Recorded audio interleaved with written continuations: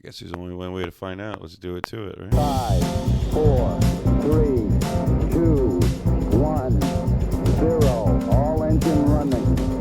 Liftoff. We have a liftoff.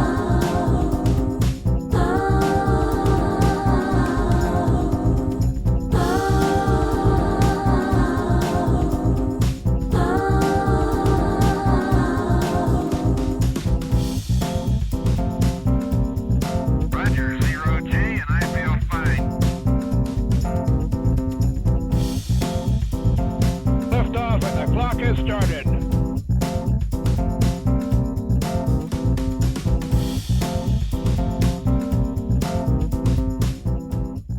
Tranquility Base here. The Eagle has landed. Welcome.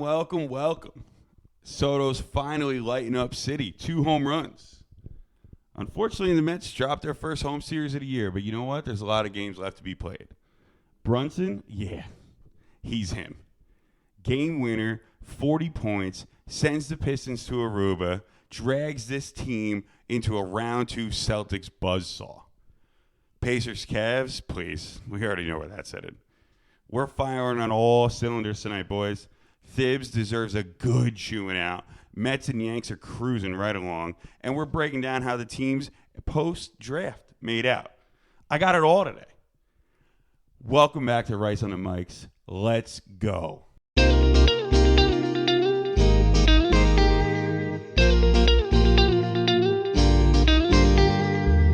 All right, let's get right into it. Jalen Brunson, the godfather to some of my friends' kids. Game winner, 40 points, absolute ice in his veins. He dragged the Knicks out of Detroit into round 2. When the lights were the brightest, his heart slowed down. Brunson showed up. Special. Just like Thibs called him in the postgame. But here's where I want to flip the script and really talk about it. Get into it. Tom Thibodeau. Listen, Knicks fans, enjoy the win, okay? It's great, but let's not ignore the bigger picture here. Game 5 was an absolute disaster. It's a meltdown. You held the timeout in your pocket for over 2 minutes while your clutch player of the year, Jalen Brunson, the guy who leads the entire league in points in the final 3 minutes of the game, stood on the sideline next to Josh Hart waiting to check in. Meanwhile, you're funneling the offense through fucking Mitchell Robinson, okay? Like he's the go-to guy. Over Cat, over OG, over Bridget. What are we doing, guys? And what happened? The series slipped. You gave Detroit life. You forced the team into an unnecessary Game 6 on the road. You haven't closed out in New York since 1998. I was 7 years old. Tonight, look at the difference. Brunson was on the floor for the final 3 minutes, taking the game over, closing the door, and delivering when it mattered the most. That's what great players do. And don't get it twisted, Knicks fans. We have a great player in Brunson. Great coaching. Great coaching. Make sure the best guy on your team is on the floor when it matters most. Not stuck at the scores table waiting to fucking check in. Looked like he was sitting next to Anne Hathaway and Tracy Morgan. And that's the deeper problem with Thibs, okay? It's not just about the timeouts. It's about the adjustments, the flexibility, the feel for the game. Spoelstra adjusts. Missoula adjusts. Hell, even Bickerstaff adjusts this series. Thibs, he's stuck in his way, man. And I know the guys play for him and they love him. And it's going to be a hard conversation in this offseason to have with Knicks fans. But is he the guy to take you over the hump? Okay, is he Spoelstra or is he Buck Showalter? Is he the guy that builds the culture and gets you set up? Or is he the guy that pushes you over the hump? Because Brunson is entering his prime and this core is in place, You can't afford to be the team with an old school coach in a new school league. Boston's up next. Celtics are deep, rested, and ready to go. And the Cavs probably run through the Pacers. So the East feels like it's on rails. But hey, man, look. If the Knicks want to punch above their weight, it's going to take Brunson going nuclear and Big Cat stepping up like he's supposed to be. And also, Thibs getting the fuck out of the way. Okay? If not, don't be surprised if it's Celtics in 5. They give a fun game at home or something. But this is going to spark a very, very real conversation about future roster moves and potentially future coaching moves. Mike Malone was an assistant on this staff a little while ago. You going to tell me his offensive prowess wouldn't fit in great with this team? Now, moves would have to be made, and who knows what those moves could be. But this that Game 5 was alone enough to spark the conversation of thanks for being here, Julius Randle. Thanks for being here, Thibs. But we got it from here. Wouldn't be the playoffs if we didn't swing around the league a little bit because the trauma is it's been ridiculous. First off, the Bucks gone, like I called. Giannis and Dame, all that star power, bounced by the Pacers. And here's the side note that nobody saw coming. Halliburton's dad walking onto the court and getting nose to nose with Giannis. Look, I get the excitement. I get being pumped up for your son. But all bark and no bite against a 7'1" animal is crazy, okay? I give props to the Pacers for stepping in, and I give props for Hallie for stepping in. The post-conference right after the game, Hallie basically said, I don't agree with what my dad did, and yada, yada, yada. It's got to be tough to go to a press conference in front of basically the world and not have your dad's back, you know? And so now they're barring him from future games going forward. So that's a nice little tidbit. But the real takeaway here, the Bucks are entering a dangerous phase, okay? You got Giannis watching his window close right in front of him. Dame is recovering from a brutal injury now that he probably won't be back for close to 2 years, which coincidingly happens to be how long Giannis' contract is for. And they have no draft capital.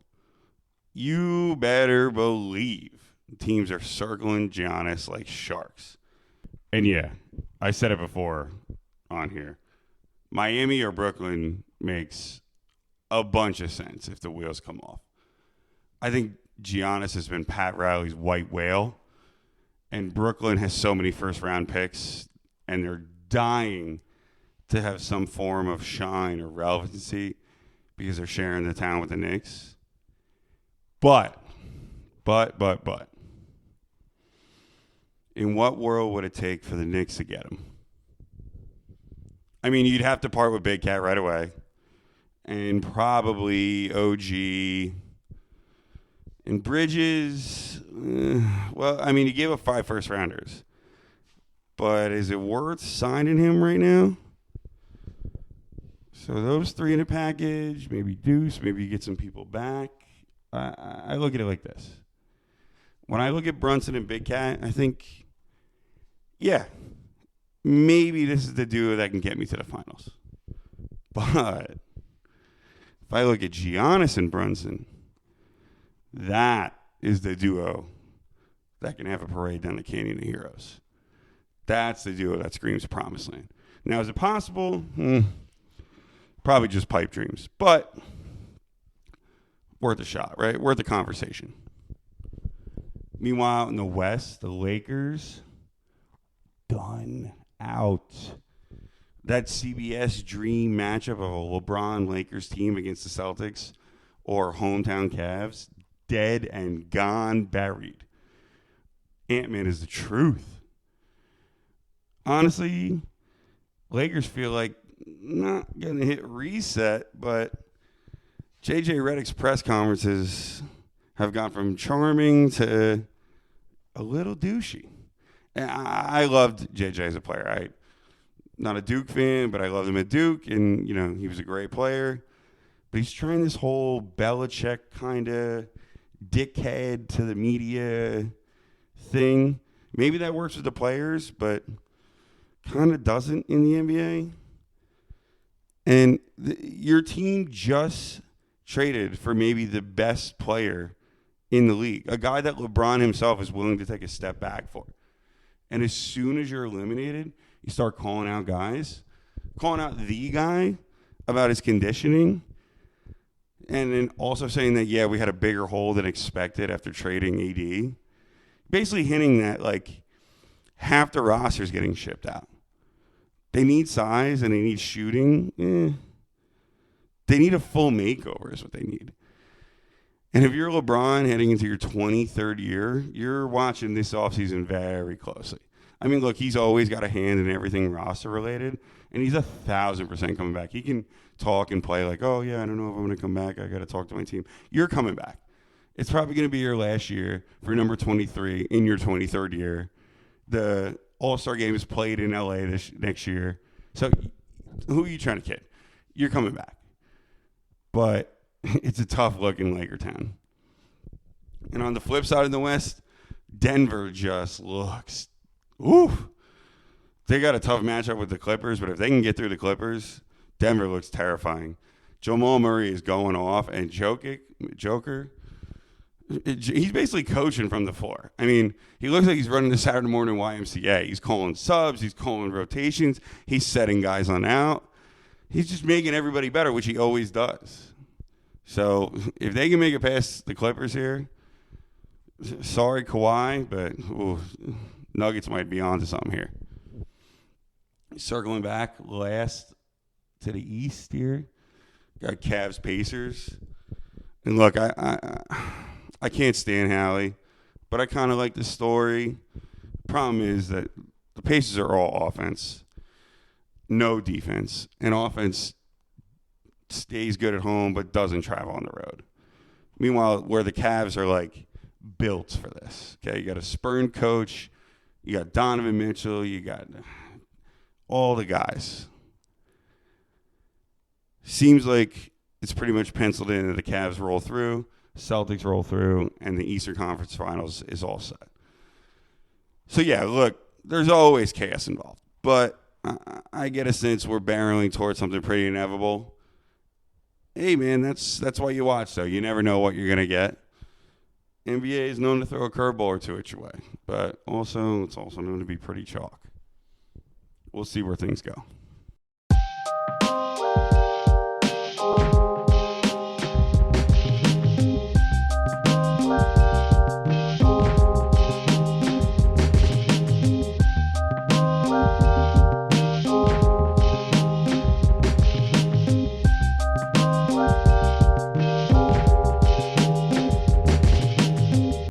Let's switch over to the Diamond. Plenty going on in that league.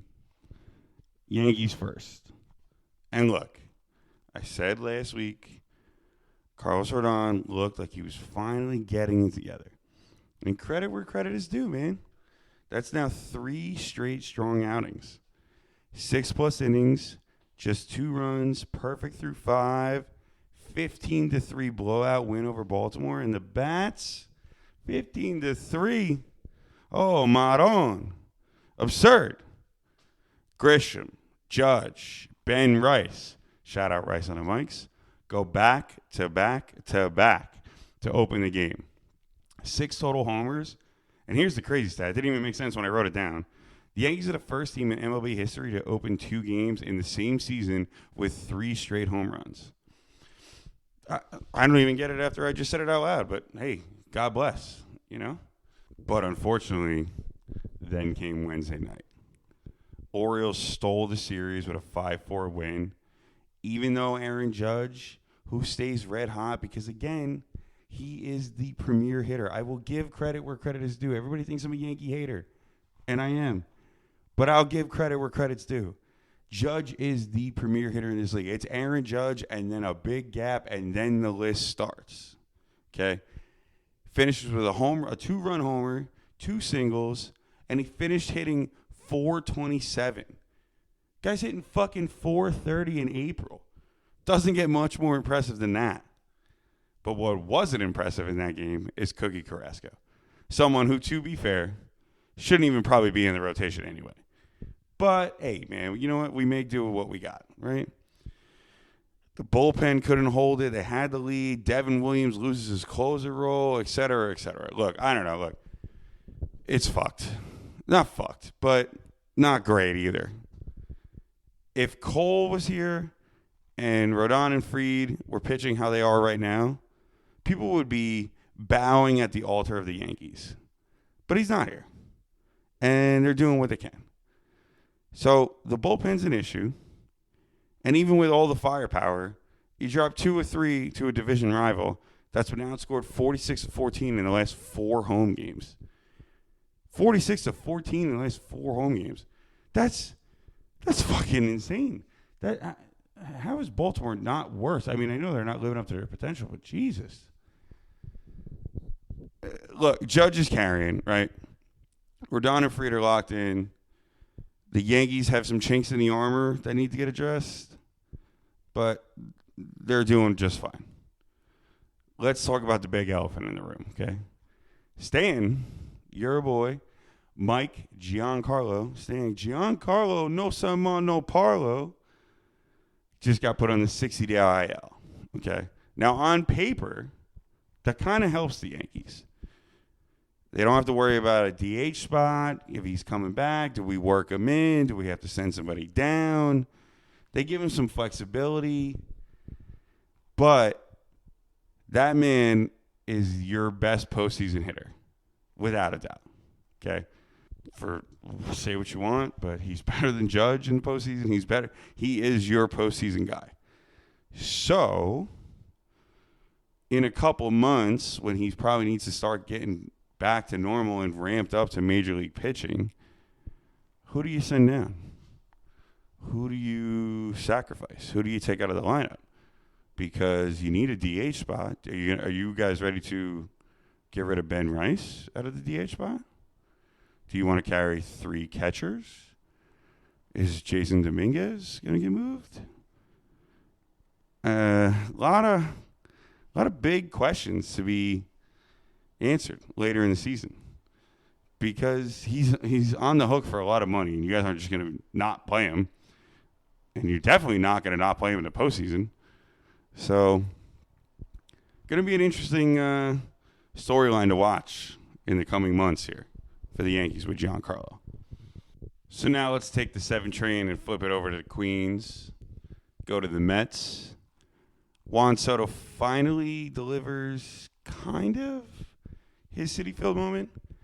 Hits his first home run at Citi, and then follows it up by, yep, you guessed it, hitting his second home run at Citi. So he gets that monkey off his back, but I think a lot of Met fans would like to see him get the fridge off his back now and start roping some doubles.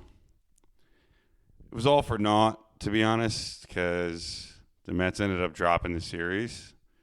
And that's the first home series they've lost of the year. So that'll end a 10 straight home series win, including playoffs. But hey, man, look. They're 13-3 at home. Citi Field is rocking. They still have the best ERA and the best record in baseball. But you know what? This is a reminder. This is baseball. There's 162 games. You can't win them all. They're going to be just fine. In fact, let's be honest. They've been good. They've been this good without Soto hitting to the back of his baseball card. If he starts to heat up, oh boy, everybody better watch out. Especially with McNeil back in the lineup. And I was, full disclosure, I was all for maybe trading McNeil for a big arm. But he looks like he fits right in with this lineup. Vientos is starting to get back at it. Alvarez, boat's still out. But the bat is there, and the catching is undeniable. The Mets are built to shake this off fast, And they're built to shake this NL up. I'm not afraid of Philly. I'm not afraid of Atlanta. Even though they have been playing better, I will acknowledge that. They've been getting better from that horrendous start. I'm not afraid of the Cubs. I'm not afraid of the Padres. I'm not afraid of the Dodgers. Sure shit, not afraid of the Giants. It's Mets all the way, baby. Oh, boy. Damn, I sound like a homer, but I don't care. They look good. I love this team. Play with such energy. Go Mets.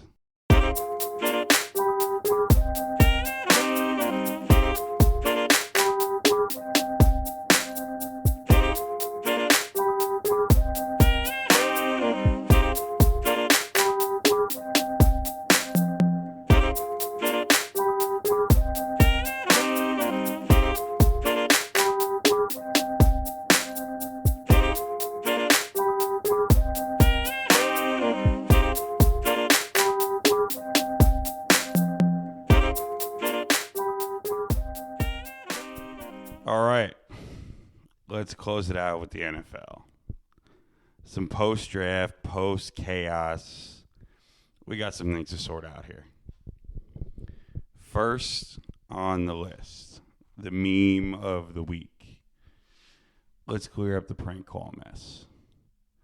Now, it doesn't directly involve the Jets, but this was former Jets interim coach Jeff Ulbricht's son, who I don't even think he got an interview, and then landed with the Falcons as the Falcons' defensive coordinator.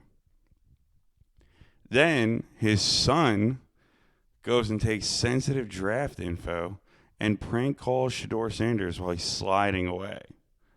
Here's the real takeaway of all this, okay?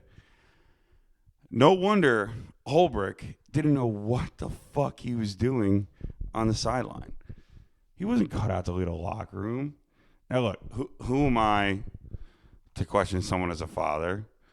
But if you can't keep your own house in order, how are you supposed to build and shape and lead young men in the NFL? You want to talk about being grounded forever. Your own son doesn't understand the position you're in, and that you're probably going to have sensitive material on the regular. And he thought it was just, LOL, look at this funny thing I do, and just it was okay to do this. That's the Jets' angle here. Honestly, it explains a lot why last season was a mess after Saleh got fired. And then everybody's looking at Rodgers, everybody's looking at Ulbricht. Jesus, what a mess. We'll get more into that later, but let's keep it local. The Giants, rumors are kind of heating up that they might sign Keenan Allen, which not the worst move in the world. You would have Neighbors, you'd have Slayton, and you'd have Keenan Allen. Allen would bring a nice veteran voice to the wide receiver room, and that's something that can kind of go a long way. And then on the defensive side, they just picked up Kayvon Thibodeau's 5th-year option, which, I don't know, in my opinion, it's a little eyebrow-raising, considering they kind of just drafted his semi-replacement in Abdul Carter. I mean, they don't, Carter's more of an outside linebacker, not really a pure D lineman. But it's a move worth watching. I mean, if Carter turns into a stud with Burns, and now you don't need Thibodeau, you're on the hook for his 5th-year option. There's no question the Giants front office knows this is a make or break window, so I guess they're just going all in with everybody they can. But it I don't know. It just seems like a weird move to me. Is all. We got to talk about Shedeur. I mean, look, he eventually landed in Cleveland, so I was kind of right, but in the 5th round, and that's after they had already taken a quarterback in the 4th. Oh, no, yeah, they still have the ageless wonder Joe Flacco and Kenny Pickett on the roster. It's one of the most bizarre draft tumbles we've seen in years. I mean, Rodgers falling, Geno falling, that's one thing. But this is something else. This is like either the league sticking it to Daddy Dion or he really is just not good. The word on the street was that he sabotaged or didn't put in the effort with meetings with teams that I guess he thought he wasn't going to get drafted to. So that kind of tanked his stock. And then the other report, too, was that when he did meet with Dable and the Giants, Dable on the spot asked him to make a fly on the change and put a package in. And he was like, I don't do that. I don't know how to do that. Sir, what do you mean you don't know how to do that? Fine, that's a learning curve. But that's why you fell then. They want quarterbacks that are ready to go. The days of sitting behind Alex Smith to become Patrick Mahomes are no more. You need to be ready to go and ready to kick ass if I draft you this high. Otherwise, my ass is grass. Trust me, Joe Douglas is on podcasts talking shit about the Jets of what could have been because he drafted Zach Wilson. That shit don't play, Shador. Before I get into the Jets, just a couple other teams I want to touch on here that commend the players they took in the first round. Raiders, I think they hit a home run with Janty. Circle his name come fantasy time, boys. Think Bijan Robinson upside. Because Geno Smith throwing the ball with Pete Carroll, with Brock Bowers. That middle of the field is going to be open. Pete Carroll knows how to work a tight end in. Janty is he's gonna have himself a season, I think. So that's great. Happy for the Raiders. Sorry for them for their division. Because what a fucking mess that division is. Pats, I hate to give credit where credit's due, but the Pats, that O-line got a whole lot better with Will Campbell. I'm an LSU fan. I've watched Will Campbell. He's a hell of a player. Going to keep Drake May upright. And with Vrabel coming in, running the show, you can expect sharp, disciplined football going on there. It's going to make a little more toughness in the AFC East. And the Panthers, God, I'm going to get this name wrong until he becomes a star. Tetrato and McMillan. I think that's close enough. He might be the next Mike Evans. Question is, does Bryce Young have the arm to make him a star?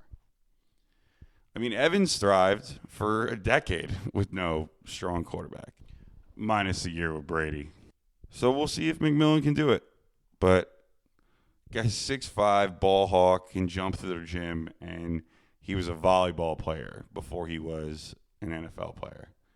So if there's one thing I know about volleyball, these motherfuckers can jump through the gym. So corner of the end zone sounds like a plan to me. And I really think the Jets did well in their draft, but I just want to touch on something else before I give Jets fans hope. Jordan Travis announced his retirement. He had a devastating leg injury in college, and it crippled him. Had to sit out the playoff. It was really upsetting. Jets took a flyer on him. They drafted him, and you know, he just couldn't get the rehab right. He just couldn't. His leg just never went where it was, and he was too early for the NIL money. Didn't get a shot in the pros, and now just an early retirement with a bum leg. It's a tough reminder how brutal this league can be. And because he made the roster at one point, I really hope the NFLPA steps up and takes care of him. Because this is the prototypical kind of player that the system leaves behind. And he's a good kid. You really, I hope for the best of him, you know. But we're moving forward. We'll close with this. Jet fans, I have heard the chatter, okay? Oh, we should have taken Shador. He fell so deep. Why didn't we take a flyer him? Who was Justin Fields? Enough. Enough of that. That's the old Jets talking. That's the bullshit, okay? That's the circus tent. For once, this team has a plan, and like it or not, the plan is smash mouth, run the ball down your face football, okay? Dump it off to Garrett.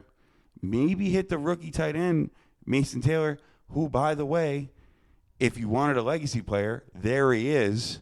You got it. Mason Taylor is the son of Jason Taylor. Yes, real Jet fans will know Jason Taylor and Zach Thomas beating the shit out of the Jets for years and years and years. Now he's wearing green. There's stability. There's a plan. And for the Jets, that's already the win. Okay? All we're looking for is to make the playoffs. Okay? Go to the playoffs. Go be the wild card. Shit. Go play the Chiefs or something in the first round or figure it out. But just go to the playoffs. End the drought. The Pope just died, right? There was a stat or there was a graphic that came out that from the time the Pope got in to the time the Pope died, every single professional team in all 4 major sports made the playoffs except the Jets. So, again, the bar is not set high. Just be smart, be disciplined, make the playoffs. That's literally all we're asking. That's it. And if that's all the bar is set at, there's hope, Jet fans. There's hope. I promise you. Jets, Jets, Jets, Jets.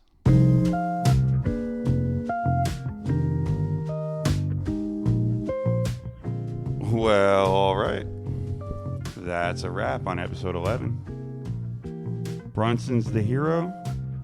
Thibs is on the clock.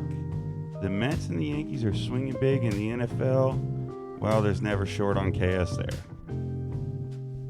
Big thanks for rolling with me. You guys know the drill. Rate and review the show. Follow it. Hit me up with your takes. You can find me on Instagram at Rice on the Radio, at RICEONTHERADIO. Vote on the polls. I put them out every Wednesday. Send me something spicy in the DMs. Pause.